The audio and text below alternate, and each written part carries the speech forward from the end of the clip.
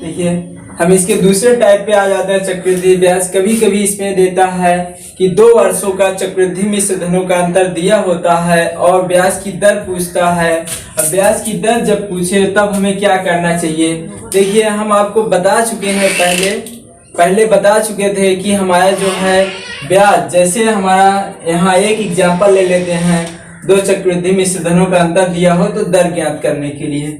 अब हम एक एग्जाम्पल ले लेते हैं। एक धनराशि चक्रवृद्धि ब्याज पर 3 वर्ष में 800 रुपए, यानी 800 रुपए है ये 800 रुपए तथा 4 वर्ष में 840 रुपए हो जाती है। तो ब्याज की वार्षिक दर ज्ञात करें। अरे अब देखिए हम आपको बताए थे, पहले लेक्चर में बता चुके हैं कि जो हमारा ब्याज होता है चक्रवृद्धि ब्याज ही होता है कि जो, अब देखिए 3 वर्ष का 800 रुपए दिया हुआ है, अब चौथे वर्ष का भी दिया हुआ है, तो हमारा इसका डिफरेंस जो आएगा अंतर 40 आएगा। अगर हम इसे सिंपल मान लेते हैं, सिंपल इंटरेस्ट के हिसाब से मानते हैं, तो हम इसे मूलधन मान लेते हैं। जैसे मूलधन ये 3 वर्ष और 4 वर्ष का अंतर 1 वर्ष आएगा, तो हम इसे मूलधन मान लेते हैं, यानी P इक्वल मान लेते हैं। जैसे SI हम निकालते थे, SI इक्वल क्या होता है PTR/100, SI इक्वल PTR/100। ये बहुत इंपॉर्टेंट बात है, इस पे ध्यान दीजिए। देखिए ये इतना बड़ा एग्जाम्पल है लेकिन कितने आराम से आ जाता है। देखिए PTR/100। अब यहाँ पे अंतर जो है इसका, इन दोनों का अंतर 40 आया, यानी कि 800 रुपए पर ब्याज जो आई है 40 रुपए आई है। हम आपको बताएं कि अगर दर वार्षिक रहे तो 1 वर्ष का ब्याज सेम होता है। साधारण ब्याज और चक्रवृद्धि ब्याज दोनों सेम होते हैं, उसी नियम से देखिए। अब हम यहाँ पे SI दोनों का अंतर कितना आएगा 800 और 840 माइनस 800, तो यहाँ पे 40 हो गया। अब इक्वल मूलधन, यहाँ पे इस पे ब्याज लगा है चौथे वर्ष का, तो 800 कर देंगे। अब देखिए टाइम जो है 4 में से 3 घटाएंगे तो 1 हो जाएगा। समय 1 वर्ष है तो 1 को चाहे गुणा करें चाहे नहीं कर लेते हैं। अब R निकालना ही है, R/100। अब देखिए इसमें R इक्वल क्या हो जाएगा 40 × 100/800। अब देखिए हम इसमें ये बताना चाहते थे कि ये जो है इसके लिए हम एक मेथड बना लेते हैं। जब देखिए ये क्या है R इक्वल दोनों मिश्र धनों का अंतर, ये मिश्र धन है, यानी 3 वर्ष में 800 रुपए हो जाता है चक्रवृद्धि ब्याज पर, और 4 वर्ष में इतना हो जाता है, यानी दोनों मिश्र धनों का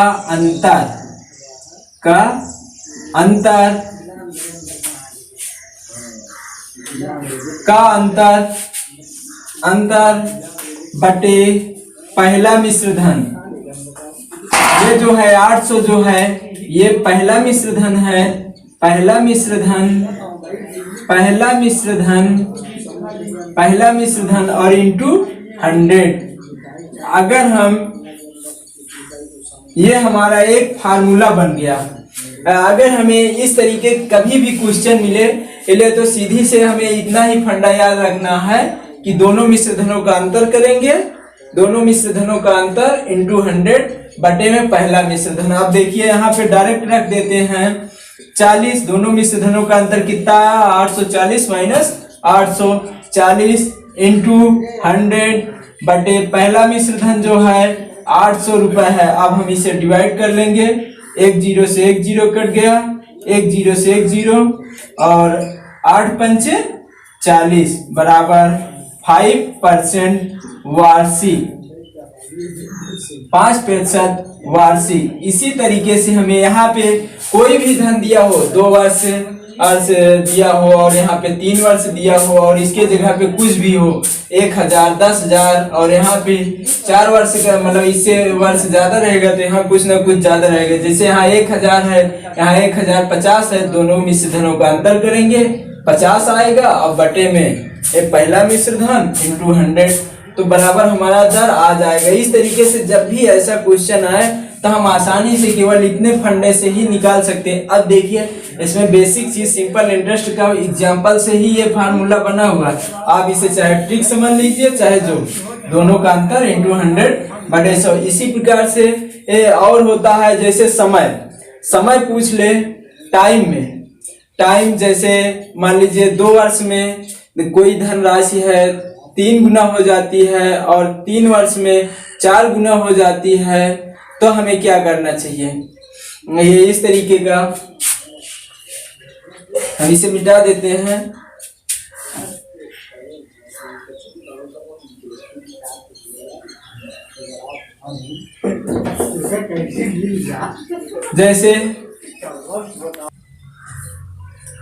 जैसे इसके बाद दूसरा टाइप आता है, इसमें पूछता है कि यदि कोई धन t वर्ष में n गुना हो जाता है, मान लीजिए 2 वर्ष में 3 गुना हो जाता है, तो कितने वर्षों में यह 9 गुना हो जाएगा?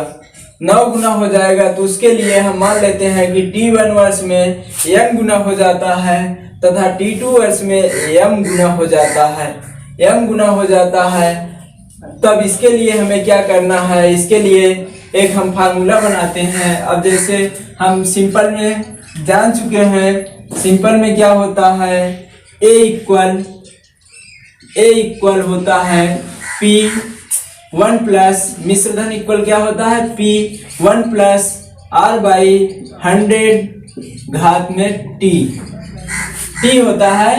ठीक, तो अब इसमें देखिए, इसी में देखिए ये कह रहा है यदि कोई धन t वर्ष में n गुना हो जाता है, यानी ये जो है मिश्र धन मूलधन का 3 गुना हो जा रहा है t वर्ष में। तो आप देखिए यहाँ पे n गुना हो जा रहा है, तो हम इसे np मान लेंगे, यानी ये जो है मिश्र धन जो है मूलधन का 3 गुना हो जा रहा है। तो ये जो है हमारा यानी n गुना हो जाता है, तो n इंटू p, तो बराबर n गुना हो जाएगा, बराबर P1 प्लस R/100 इंटू समय t1 दिया है, t1 हो गया। ठीक, t1 हो गया। इसे हम इक्वेशन फर्स्ट मान लेते हैं। ठीक, इक्वेशन फर्स्ट मान लेते हैं। अब सेकंड इक्वेशन में क्या कह रहा है? t2 वर्ष में m गुना हो जाता है, इसी प्रकार से mp रख देंगे, m इंटू p, mp हो गया। अब यहाँ पे यानी m गुना m जो है ये गुना है और ये p प्रिंसिपल है यानी मूलधन जो है t2 वर्ष में m गुना हो गया है, P1 प्लस R/100 इंटू समय t2 है। इससे इक्वेशन सेकंड मान लेते हैं। अब देखिए अगर हम यहाँ पे समीकरण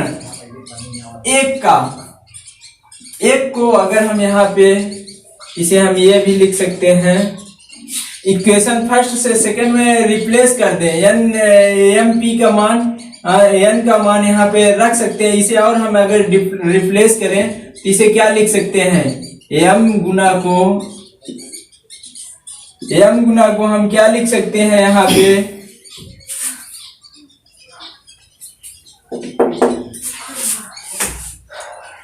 यहाँ पे इस तरीके के सवालों में ज्यादातर जो समय दिया हो यहाँ पे ये मानना ये दिया रहेगा जैसे n का मान इस प्रकार से दिया हो, वर्ग में, घन में, क्यूब में, इस तरीके से दिया हो। जैसे यहाँ पे 2 हो तो यहाँ पे 4 यानी 2 के स्क्वायर में हो, 2 दूनी 4, जैसे 4 हो, 8 हो, 12 हो, इस तरीके से होना चाहिए। यहाँ पे हम लिख लेते हैं m इक्वल इसका मान जो हो m इक्वल n के घात में हो। ठीक, m इक्वल n के घात में होना चाहिए, m इक्वल n के घात में होना चाहिए। तब यहाँ पे जैसे मानते हैं कि m इक्वल n के घात a, इससे अगर हम पुटअप करेंगे n के घात a इंटू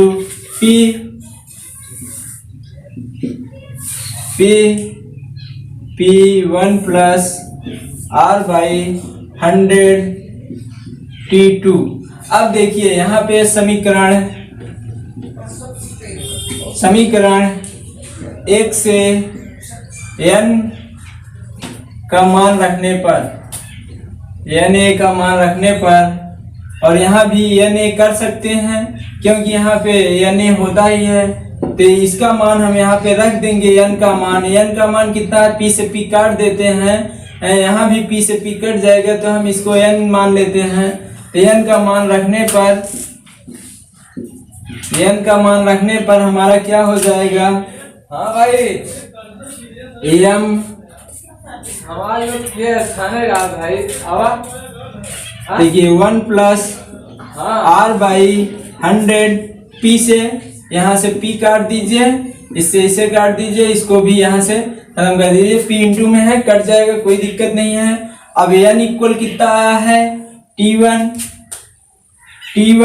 अब इसके घात में क्या है, ए है, इक्वल 1 प्लस आर बाई 100 घात T2। अब हम इन दोनों की घातों में अगर हम इसे और रिप्लेस करेंगे तो T1 इंटू ए, घातों का गुणा हो जाएगा आपस में। तो यहाँ पे 1 plus R by 100 into T1 a equal 1 plus R by 100 T2। अब दोनों की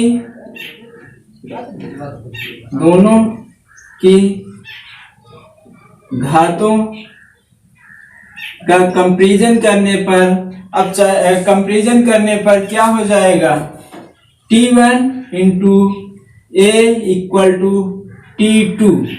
अब देखिए हमें समय जो है T2 ज्ञात करना था, T2 इक्वल T1 इंटू ए हो जाएगा, T1 इंटू ए इक्वल T2, अर्थात जो घात में होगा उसमें अगर T1 से गुणा कर देंगे तो वही हमारा समय हो जाएगा। जैसे एक एग्जाम्पल ले लेते हैं कि कोई धनराशि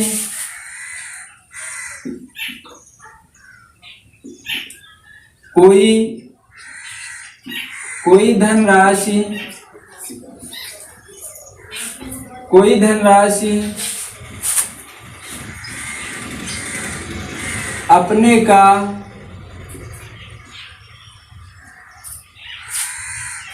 कोई धनराशि 3 वर्ष में अपने का 3 गुना हो जाती है, 3 गुना हो जाती है, तो वह कितने वर्षों में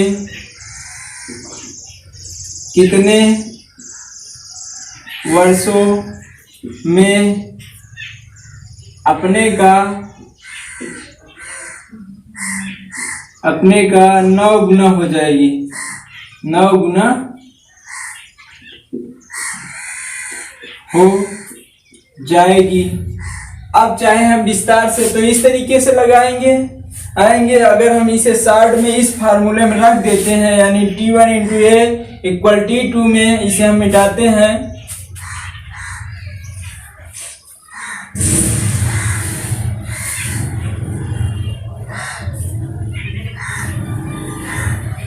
अब जैसे अगर हम इसमें डायरेक्ट फार्मूले में इसमें रख दें, यानी अब यहाँ पे निकाल लेते हैं कि ये जो है 9 है, तो इसका अगर हम स्क्वायर 3 के स्क्वायर में बदलेंगे तो 3 वर्ष है ये, और 3 टाइम्स है यानी 3 गुना है, और ये 9 है।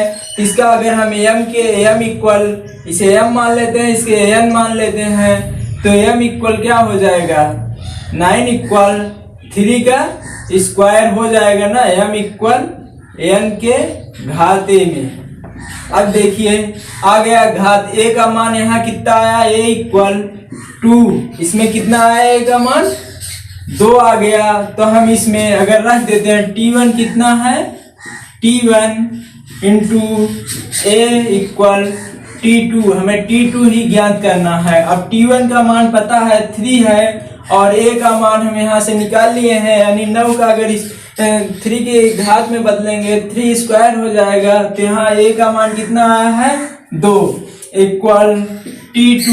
अब T2 इक्वल 3 दूनी 6 वर्ष, 6 वर्ष आ गया। अब हम इसी तरीके से चाहे जब भी पूछे यहाँ पे 4 वर्ष दे, 5 वर्ष दे, 10 गुना दे, कुछ भी दे, तो हमें सीधे से केवल इसी में इस वाले एग्जाम्पल में रखना है, यानी T1 जितना समय दिया हो और उसे घात में बदलने पर और जितना आए a का मान आए a से गुणा कर दें तो हमारा T2 समय ज्ञात हो जाएगा। ठीक इसी प्रकार से जैसे हम एक दूसरा एग्जाम्पल लेते हैं, कोई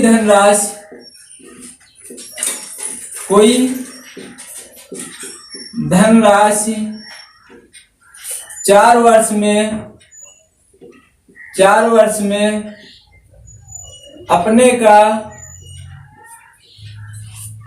अपने का 4 गुना हो जाती है,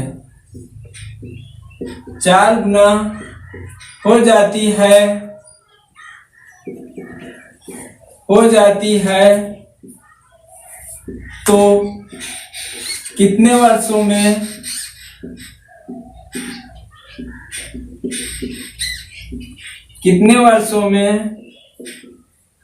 अपने का 64 गुना हो जाएगी, 64 गुना हो जाएगी, 64 गुना हो जाएगी। अब देखिए हम इसमें पूछ रहा है 64 गुना हो जाएगी, तब हम इसे 64 को पहले बदलेंगे। 64 इक्वल 4 की घात में बदलना है तो हम 64 को कैसे बदलेंगे? 64 को पहले डिवाइड करते हैं 4 से, 4 एकम 4, 4 छम 24, 4 चौ 16, 4 एकम 4। अब यहाँ पे लिख सकते हैं 4 का अगर 3 बार गुणा करें तब 64 हो जाएगा। तब यहाँ पे लिख सकते हैं 4 की घात 3। अब यहाँ से हमारा a का मान कितना आया? a इक्वल, इसे m मान लेते हैं, इसे 4 को n मान लेते हैं और ये a है। अब कंपैरिजन करेंगे तो a बराबर 3 आ गया। अब हमें सीधे से फार्मूले में रखना है, फार्मूले में रख देते हैं T1 into a equal T2 है तो T2 ज्ञात करना है। T2 इक्वल T1 कितना है?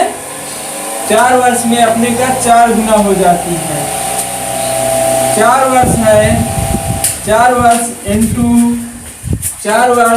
इंटू a का मान कितना आया? 3। तो अब हम इसे कैलकुलेट करेंगे तो 12 वर्ष समय जो है हमारा 12 वर्ष, ये आंसर हो गया। इसी प्रकार से हमारा चाहे जो भी पूछे यहाँ पे 4 वर्ष, 5 वर्ष, 8 वर्ष जो भी दिया हो, टाइम से और इसका ए का मान निकाल के अगर कैलकुलेट करेंगे तो हमारा आंसर आ जाएगा। ठीक है दोस्तों, इसी के साथ हम अपना ये लेक्चर समाप्त करते हैं। इसके बाद हम अगला वीडियो लेंगे, उसमें बताएंगे एडवांस में और इसके 4th टाइप और 5 टाइप बनाएंगे। इसमें 2 टाइप और बचे हुए हैं। ठीक है वीडियो अगर आपको ठीक है दोस्तों, अगर ये वीडियो आपको अच्छा लगा हो शेयर, लाइक और कमेंट करें।